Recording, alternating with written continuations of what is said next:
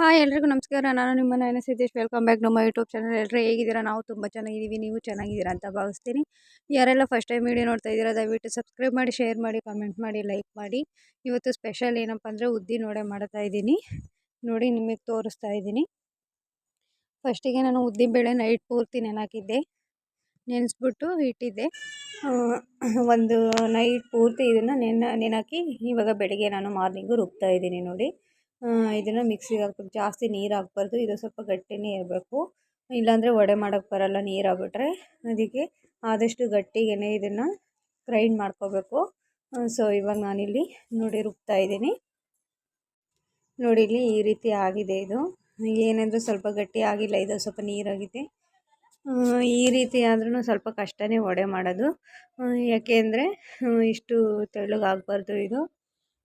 ನೋಡಿ ಇವಾಗ ನೆಕ್ಸ್ಟು ವಡೆ ಮಾಡೋಣ. ಇದು ಫೈನಲಾಗಿ ಹಿಟ್ಟು ರೆಡಿಯಾಗಿದೆ. ಇವಾಗ ವಡೆನ ಯಾವ ರೀತಿ ಮಾಡೋದಂತೇಳಿ ನೋಡೋಣ ಬನ್ನಿ. ಇವಾಗ ನಾನು ಒಂದು ಬಟ್ಲಲ್ಲಿ ರುಬ್ಬಿರುವಂಥ ಇದನ್ನು ಉದ್ದಿನಬೇಳೆ ಹಾಕ್ಕೊಂಡಿದ್ದೀನಿ. ನೋಡಿ ಇವಾಗ ನೆಕ್ಸ್ಟು ಉಪ್ಪು ಹಾಕ್ತಾಯಿದ್ದೀನಿ ಸ್ವಲ್ಪ. ಇವಾಗ ಸಣ್ಣಕ್ಕೆ ಹಚ್ಚಿಟ್ಕೊಂಡಿರೋಂಥ ಕಾಯಿ ತುರಿ ಹಾಕಿದ್ದೀನಿ, ಮತ್ತು ಕೊತ್ತಂಬರಿ ಸೊಪ್ಪು, ಕರಿಬೇವು ಸೊಪ್ಪು ಸಣ್ಣ ಸಣ್ಣಕ್ಕೆ ಹಚ್ಚಿ ಹಾಕಿದ್ದೀನಿ. ಸ್ವಲ್ಪ ಕಡಲೆಬೇಳೆ, ಒಂದು ಅರ್ಧ ಟೀ ಸ್ಪೂನಷ್ಟು ಕಡಲೆಬೇಳೆ ಹಾಕಿದ್ದೀನಿ. ನೋಡಿ ಇದನ್ನೆಲ್ಲ ಮಿಕ್ಸ್ ಮಾಡ್ತಾಯಿದ್ದೀನಿ. ಇನ್ನೊಂದು ಏನಪ್ಪ ಅಂದರೆ ಇದು ತೆಳ್ಳಗಾಗಿರೋದ್ರಿಂದ ಸ್ವಲ್ಪ ನಾನು ಇದಕ್ಕೆ ಕಡಲೆ ಹಿಟ್ಟನ್ನು ಆ್ಯಡ್ ಮಾಡ್ತಾಯಿದ್ದೀನಿ. ನಿಮಗೆ ಬೇಕು ಅನಿಸಿದರೆ ಹಾಕ್ಕೊಳ್ಳಿ, ಇಲ್ಲಾಂದರೆ ಬೇಡ. ನೋಡಿ ನಾನಿವಾಗ ಸ್ವಲ್ಪ ಕಡಲೆ ಹಿಟ್ಟು ಹಾಕಿದ್ದೀನಿ. ಇಷ್ಟು ಹಾಕಿದರೆ ಸಾಕು. ಇವಾಗ ನೆಕ್ಸ್ಟ್ ಇದನ್ನೆಲ್ಲ ನೀಟಾಗಿ ಮಿಕ್ಸ್ ಮಾಡಿಬಿಟ್ಟು ನೀಟಾಗಿ ಕಡಲೆ ಹಿಟ್ಟೆಲ್ಲ ಉದ್ದಿನಬೇಳೆ ಹೀಗೆ ನೀಟಾಗಿ ಹೊಂದ್ಕೋಬೇಕು. ಆ ರೀತಿ ನೀಟಾಗಿ ಎಲ್ಲ ಕೈ ಆಡ್ತಾಯಿದ್ದೀನಿ. ಕೈಯಲ್ಲಿ ಕಲಿಸಿದ್ರೆ ತುಂಬ ಚೆನ್ನಾಗಿ ನೀಟಾಗಿ ಹೊಂದಾಣಿಕೆಯಿಂದ ಕಲಿಸ್ಬೋದು ಅಂತೇಳಿ ಕೈಯಲ್ಲೇ ನಾನು ಮಿಕ್ಸ್ ಮಾಡ್ತಾಯಿದ್ದೀನಿ. ನೋಡಿ ಈ ರೀತಿ ಆಗಿದೆ ಫೈನಲಾಗಿ. ಇದು ಆ ರೀತಿ ಇದು ಮಾಡೋಕ್ಕೆ ಬರಲ್ಲ ಇದು. ಸೊ ನಾನು ಉಂಡೆ ಥರನೇ ಹಾಕ್ತಾಯಿದ್ದೀನಿ ವಡೆನ. ಶೇಪ್ ಬೇಕು ಅಂದರೆ ಇನ್ನೂ ಸ್ವಲ್ಪ ಗಟ್ಟಿ ಆಗಬೇಕು. ಮಿಕ್ಸಿ ಜಾರಲ್ಲಿ ಅಷ್ಟು ಗಟ್ಟಿ ಬರಲ್ಲ, ಸೊ ಅದಕ್ಕೆ ನಾನು ಇವಾಗ ಹಂಗೇ ಹಾಕ್ತಾಯಿದ್ದೀನಿ. ನೋಡಿ ಎಣ್ಣೆ ಕಾಯಕ್ಕೆ ಇಟ್ಕೊಂಡಿದ್ದೀನಿ ಒಲೆ ಮೇಲೆ. ಇವಾಗ ಎಣ್ಣೆ ಕಾದಿದೆ, ಒಂದೊಂದೇ ಹಾಕ್ತಾಯಿದ್ದೀನಿ. ಇದು ಒಂಥರ ಬಜ್ಜಿ ಟೈಪು ಬರ್ತಾಯಿದೆ ನೋಡಿ, ಪಕೋಡ ಟೈಪ್ ರೌಂಡ್ ಶೇಪಲ್ಲಿ ಹಾಕ್ತಾಯಿದ್ದೀನಿ ನಾನು. ಆ ಥರ ಶೇಪ್ ಬೇಕು ಅಂದರೆ ಇನ್ನೂ ಸ್ವಲ್ಪ ಗಟ್ಟಿ ಆಗಬೇಕು ಹಿಟ್ಟು. ಸೊ ಅದಕ್ಕೆ ನಾನು ಇದೇ ರೀತಿ ಹಾಕ್ತಾಯಿದ್ದೀನಿ.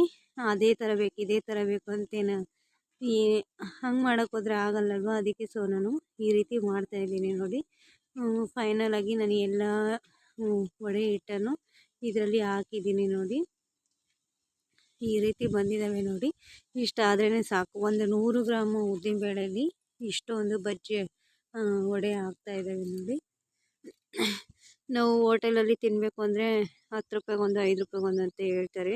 ನಮ್ಮ ಮನೇಲಿ ಒಂದು 100 ಗ್ರಾಮ್ ಉದ್ದಿನಬೇಳೆಯಲ್ಲಿ ಈ ಥರ ಟೇಸ್ಟಿಯಾಗಿ ರುಚಿಯಾಗಿ ಮನೇಲೇ ಮಾಡ್ಕೊಂಡು ತಿನ್ಬೋದು. ನೋಡಿ ಎಷ್ಟೊಂದು ವಡೆ ಆಗಿದ್ದಾವೆ ಅಂತ.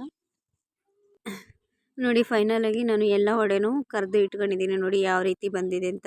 ನೋಡಿ ಕಲರ್ಫುಲ್ಲಾಗಿ ಕಾಣಿಸ್ತಾ ಇದೆ. ಈ ರೀತಿ ನಾನು ಎಲ್ಲ ವಡೆನೂ ಇದರಲ್ಲೇ ಹಾಕ್ತಾಯಿದ್ದೀನಿ ಪಾತ್ರೆಯಲ್ಲಿ. ತುಂಬ ಚೆನ್ನಾಗಿ ಟೇಸ್ಟಿಯಾಗಿ ಬಂದಿತ್ತು. ನೀವೊಂದು ಸಲ ಟ್ರೈ ಮಾಡಿ ಯಾವ ರೀತಿ ಇತ್ತು ಅಂತೇಳಿ ಕಮೆಂಟ್ ಮಾಡೋದನ್ನ ಮರಿಬೇಡಿ. ನೋಡಿ ಯಾವ ಶೇಪಲ್ಲಿದೆ, ತುಂಬ ಟೇಸ್ಟಿಯಾಗಿತ್ತು. ನೀವು ಒಂದು ಸಲ ಮಾಡಿ. ಯಾರೆಲ್ಲ ಫಸ್ಟ್ ಟೈಮ್ ವೀಡಿಯೋ ನೋಡ್ತಿದ್ದೀರಾ ಸಬ್ಸ್ಕ್ರೈಬ್ ಮಾಡಿ. ದಯವಿಟ್ಟು ವೀಡಿಯೋನ ಕೊನೆವರೆಗೂ.